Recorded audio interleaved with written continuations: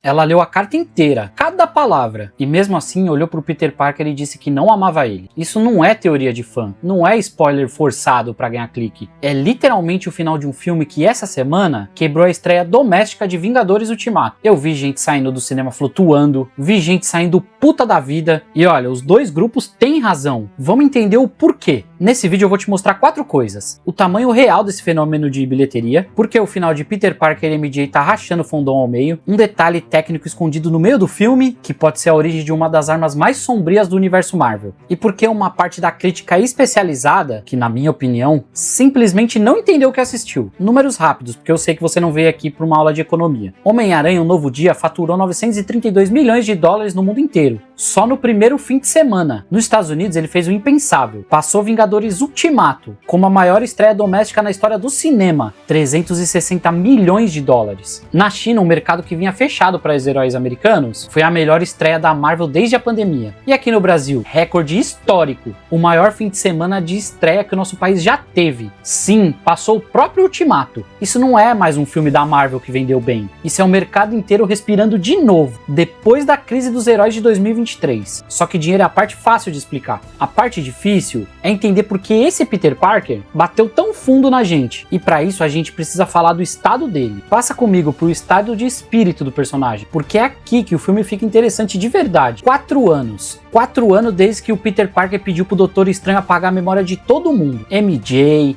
Ned, a vida inteira. E o que ele fez com essa liberdade toda? Não foi voltar pro MIT, não foi reconstruir nada. Ele virou o Homem-Aranha em tempo integral, todo santo dia, sem rede de apoio, sem ninguém pra dizer você tá se destruindo. O corpo dele começa a cobrar a conta. Mutações que ele não escolheu, os olhos ficando pretos, os sentidos tão apurados que chega a doer. E é aqui que entram 2 espelhos pra esse Peter. O primeiro é o Justiceiro. Esquece o mentor gente boa que a gente viu em outros filmes. O Frank Castle não ensina nada bonito, ele é o aviso, é o olha no que você pode virar se continuar fazendo tudo isso sozinho. O segundo é o Hulk. O Bruce Banner passou a vida inteira em guerra com o próprio corpo, exatamente o que o Peter tá começando a viver agora. E é uma conversa com o Banner que gera a decisão mais importante e mais perigosa do filme todo. Guarda essa informação que eu volto nela, porque antes a gente precisa falar de uma cena que decidiu sozinha se você ia sair puto do cinema ou flutuando. Prepara aí. Durante quase o filme inteiro, o Peter fica de longe vendo a vida da MJ seguindo sem ele. Ela formou, ela tá com outro namorado e ele só observa, igual fantasma na própria cidade. Aí a vilã do filme, calma, eu chego nela, faz a coisa mais cruel da história inteira. Possui o corpo da MJ e finge pro Peter que quebrou o feitiço. Balanço de teia, beijo, aquela cena clássica de casal. E no meio do beijo revela que era tudo mentira. Só que essa crueldade tem uma função. Ela prepara o terreno pra dor de verdade. Porque logo depois a MJ de verdade encontra a carta. A carta que o Peter escreveu pra ela em Sem Volta Pra Casa, anos atrás. E nunca teve coragem de entregar. Ela lê tudo, a identidade secreta, o feitiço, o motivo de ter sumido da vida dela. E aí vem a cena que quebrou a internet. O Peter vulnerável, esperando que os fatos sejam suficientes para trazer o amor de volta. E a MJ olha para ele e diz que não lembra daquela vida, que entende na cabeça que os dois viveram algo real, mas que não sente mais nada. O feitiço não apagou só a informação, apagou a memória afetiva inteira. E aqui muita gente vai discordar de mim, mas eu acho isso genial, porque o filme tá dizendo uma coisa que a gente não gosta de ouvir. Amor não é só saber os fatos de uma relação, é a soma de 1000 momentos pequenos que ninguém devolve só com uma carta. Só que,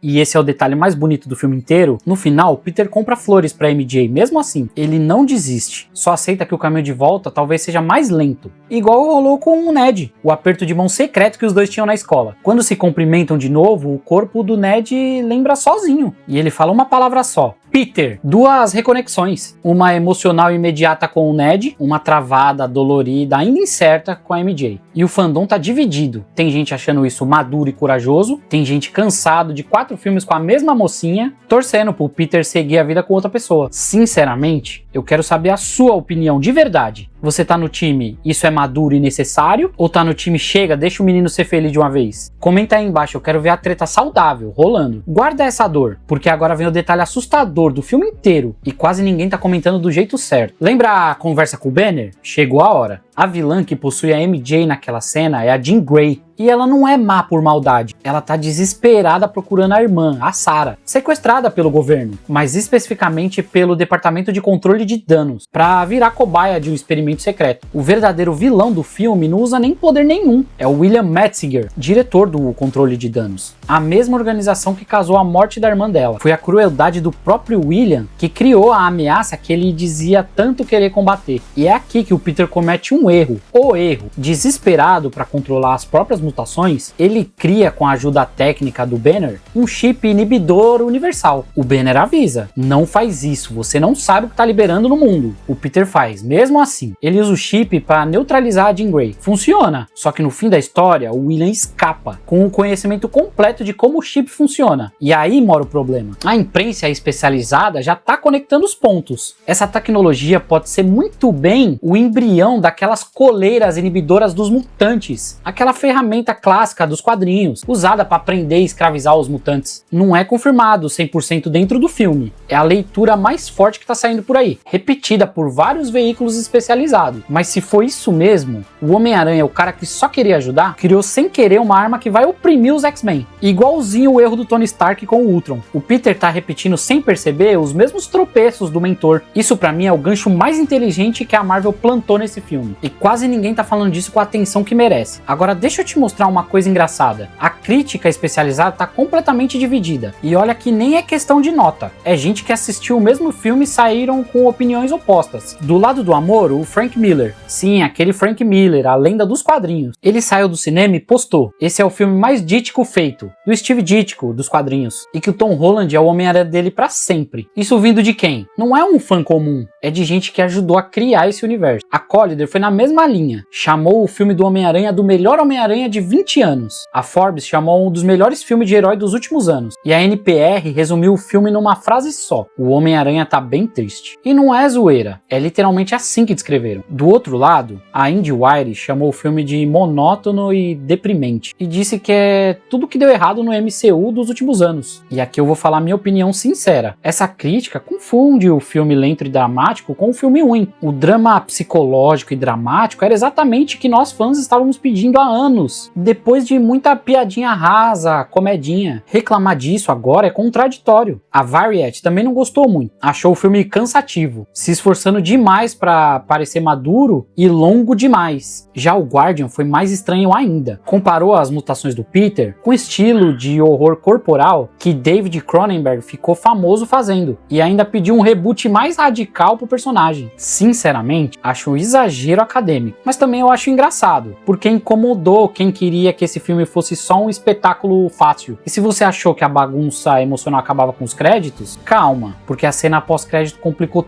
tudo de novo. Não tem cena no meio dos créditos dessa vez. Você tem que esperar tudo passar. E quando a tela volta, você vê o aplicativo do Ned, o Spider-Track, fazendo uma varredura global. Ele criou aquilo para tentar localizar o Homem-Aranha que salvou ele tantas vezes. O app não encontra o Peter em lugar nenhum de Nova York. Aí a busca expande. Planeta inteiro. Nada. Até que a câmera sai da Terra, passa da Lua e encontra o sinal do Homem-Aranha sozinho, no meio do espaço profundo. Depois, a frase: o Homem-Aranha retornará. E isso não é só um gancho bonito. É a Marvel tirando literalmente o herói mais popular do tabuleiro terrestre para abrir caminho pro próximo capítulo, Vingadores Doomsday, chegando em dezembro desse ano, 2026, com Robert Downey Jr. de Doutor Destino e depois em Guerras Secretas, previsto para 2027. E aquele sinal no espaço? A teoria mais forte que tá rolando agora não é o Peter tá perdido no espaço. Ele tá sendo puxado ali pro Battleworld, o planeta feito ali de pedaços de universos destruídos, que serve como palco pra guerra final. Então, voltando pro início desse vídeo, Homem-Aranha: Um Novo Dia quebrou o recorde de bilheteria sim, mas o que realmente ele fez foi provar que dá pra fazer filme de herói gigante e ao mesmo tempo íntimo, cruel e honesto com o público. Ele não te dá o final fácil que você queria, te dá o final que o personagem merecia. E agora eu quero ouvir de você. Você saiu do cinema mais feliz ou mais destruído? E essa teoria da coleira inibidora? Você acha que é isso mesmo que vem por aí? Ou eu tô viajando igual esses críticos que eu falei aqui? Comenta, sério, eu quero ver essa treta boa que vai rolar aqui. A gente se vê no próximo vídeo. Fui!